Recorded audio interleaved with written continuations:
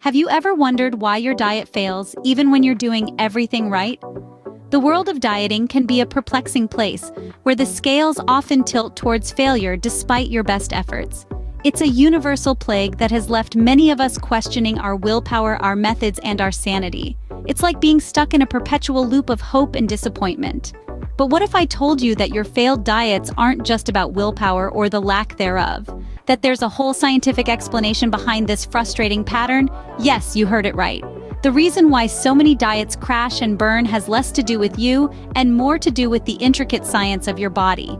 So it's high time we stop blaming ourselves for every diet downfall. Instead, let's arm ourselves with knowledge and understanding. Let's delve into the cold, hard facts and figures about diet failures. The truth is, a staggering number of diets fail.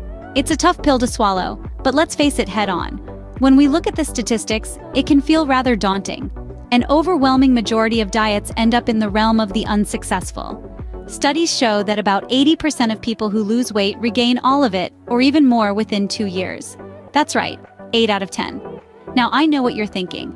That's just short-term success. What about long-term? Well, the picture doesn't get much rosier. Only about 20% of dieters manage to maintain their weight loss for a year or more. That's just 1 in 5.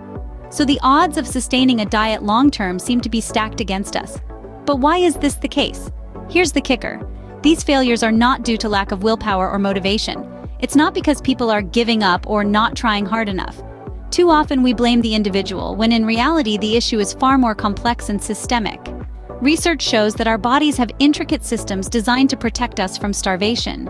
When we diet, our bodies perceive this as a threat and respond by slowing down our metabolism and increasing our appetite. It's not a matter of willpower, it's a biological reaction that's hardwired into our DNA. Furthermore, the diet industry often promotes strategies that are unsustainable in the long run. Quick fixes and drastic measures might lead to temporary weight loss, but they don't provide the tools for maintaining that weight loss over time.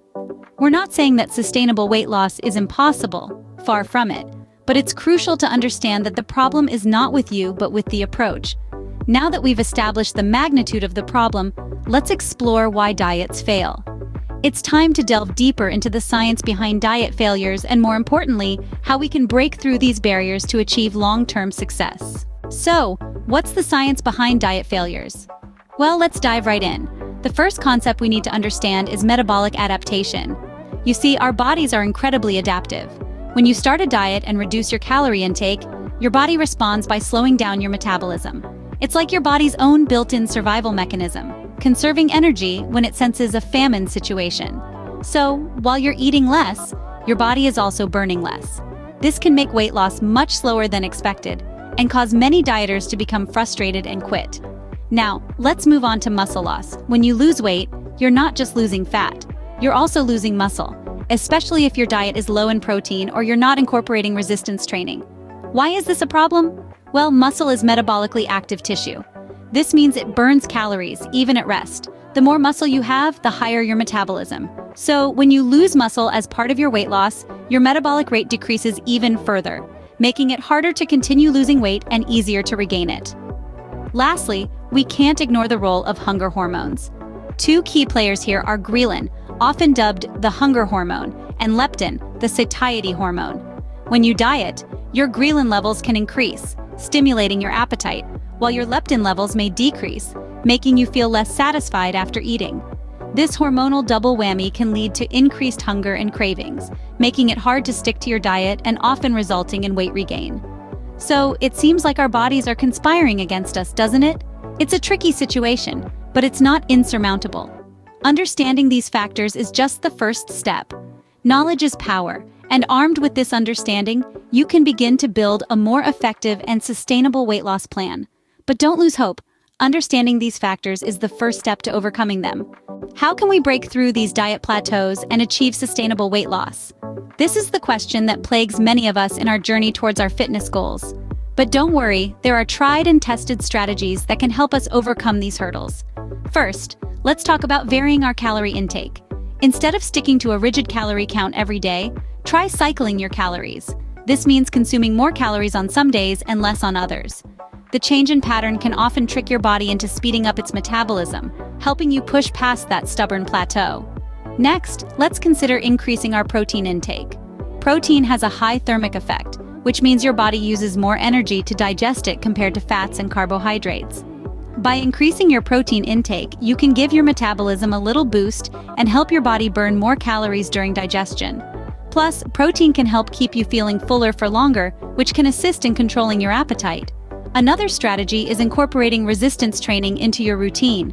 Lifting weights, for example, helps build muscle, and muscle burns more calories than fat, even when you're at rest. So, by increasing your muscle mass, you can increase your resting metabolic rate and thus burn more calories throughout the day. But above all, it's important to remember that sustainable weight loss isn't about quick fixes or drastic measures. It's about making small, consistent lifestyle changes that you can stick with in the long term. This could mean swapping out sugary drinks for water, taking the stairs instead of the elevator, or getting a good night's sleep. These might seem like small changes, but they can add up over time and make a big difference in your overall health and wellness. So, don't be discouraged if you hit a plateau. It's a normal part of the weight loss journey.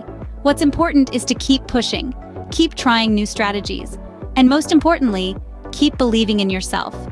Remember, the goal is not just weight loss, but sustained health and wellness.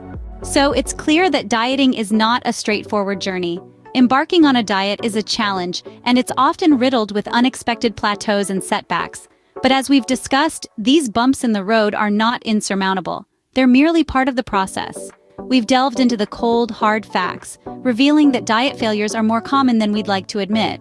Yet, these failures are not necessarily due to lack of willpower, but rather a lack of understanding of our body's intricate responses to dietary changes.